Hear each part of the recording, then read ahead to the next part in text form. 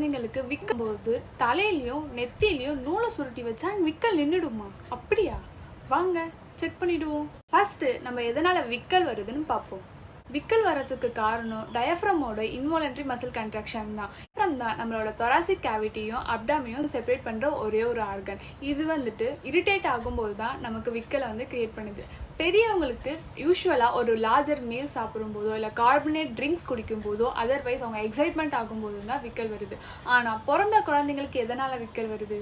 பால் ரொம்ப நேரம் கழித்து குழந்தைங்க கொடுக்கும்போது குழந்தைங்க வேகமாக பாலை குடிப்பாங்க. அப்போ அதிகபட்சமான காற்று உள்ளே போகிறனால குழந்தைங்களுக்கு விக்கல் வர அதிக வாய்ப்பு இருக்குது. பொதுவாகவே விக்கல் வந்தால் 5லேருந்து 10 நிமிஷத்துக்குள்ள தானாகவே நின்றுடும். அப்படி நிற்கலை அப்படின்னா குழந்தைய ஜஸ்ட் அப்ரைட் பொசிஷனில் வச்சு டேப் பண்ணாவே நின்றுடும். எப்படிலாம் விக்கல் வராமல் தடுக்கலாம்?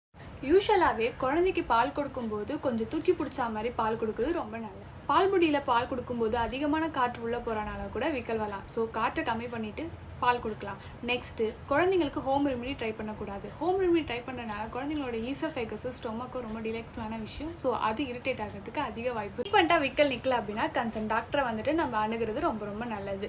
ஸோ விக்கல் வந்தால் தலையிலையும் நெத்திலையும் த்ரெட் வச்சா மட்டும் விக்கல் நிற்காது. ஸோ இந்த மாதிரி யூஸ்ஃபுல்லான இன்ஃபர்மேஷனுக்கு ஃபாலோ பண்ணுங்கள்.